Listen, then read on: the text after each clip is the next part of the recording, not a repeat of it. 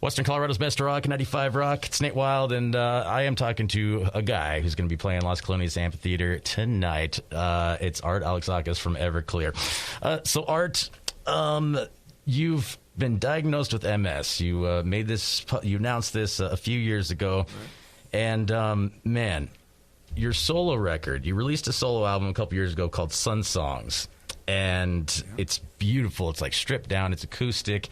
I love it. Thanks. It's just me playing on the record. That's just me. Is it really? Drums, vocals. That's why the drums aren't very good. I played everything, yeah. Wow. And one of the songs that you have a music video to, that when I watched the music video, I'm going to tell you the truth, I got a little foggy-eyed, Hot Water Test. Right. And this is directly related to your MS diagnosis and other people dealing with MS. Can you tell me about this the song and the video and just anything of that nature, if you could? Okay. Well, I got diagnosed with RRMS, which is remitting restating multiple sclerosis. I got diagnosed in April of 2016. I'd been in a car accident about 3 weeks earlier, and I was okay. Everybody was okay. But then about a week later, I started getting a twinge in my neck. My doctor said to go get an MRI, and then he gave me an epidural for a little shot in my neck, loosen up pinched nerve. And when I walked into his examination room, there was like 6 doctors in there just staring at me. And they told me that they had looked at the pathology on the MRI and that they were fairly convinced that I had multiple sclerosis. And I went and saw 2 more neurologists, and they confirmed it. And the hot water test comes from back in the 1880s and early 1900s, doctors knew there was a thing called multiple sclerosis. They just didn't know how to diagnose it. But they knew that people that had it were affected by extreme heat. So what they would do is wrap people in burlap and put them into extremely hot water. So it's a hot bath test. And it was brutal. Yeah. Brutal. A lot of people died from, exposure to like 120 degree water. It's a thing I've learned to live with. And I came out with it to the public, my family and friends and people I knew about it. But in 2019, I wrote the song. It was going to be on Sun Songs. So before people started asking about it, I thought I would go ahead and preemptively talk about it. And I sent a letter out on social media to fans, and then people picked up on it, like, Rolling Stone and a lot of other big outlets, Variety and Billboard and places like that, and talked about it. And so, I love the fact that I'm open about it. It was doing really well. I was on good medication, and then I got COVID in 2021. Oh, no. Really bad, and I was in the hospital for a couple of weeks, and I was in bed for like 2 months, and it progressed my MS. So I had to go on another medication, and I'm on a good one now, and I'm feeling really good. If you see me walking around, I look like I've had a couple of drinks, which I haven't. Clean and sober, 33 years, coming this Tuesday. Congratulations. Thank you.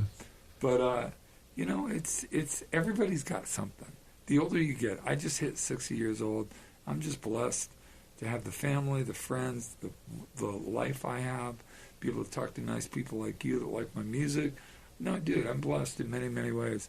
And, the universe, God, whatever you want to call it, gives you things to learn from. And I feel like that's what MS is for me.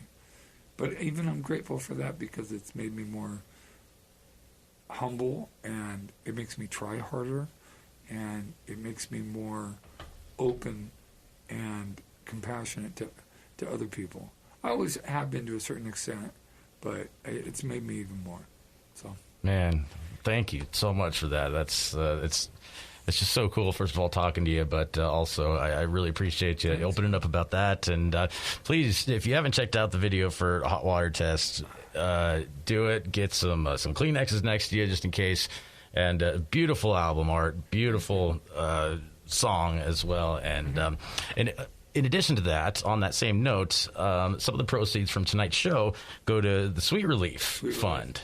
Yeah, which is an organization that helps people in the recording music industry that have MS. and other diseases as well. It started specifically for MS, for Victoria Williams. Victoria Williams, yeah, I was going to say. But now it's for everybody, and and part of the money we're going to give to the MS Society, and then next tour I give money to Music Cares that helps with sobriety and recovery for people in the industry as well. So I'm very involved in my recovery program. Even though it's been so long, I'm still very involved with it. And like my wife says, I'm a better version of myself the more that I go to meetings and do the steps. Yeah, so, yeah. I can relate from a personal level on that as well, man. So, very cool. Once again, Let's talk rock and roll. Let's talk about the show tonight. That's what I'm going to do. All right.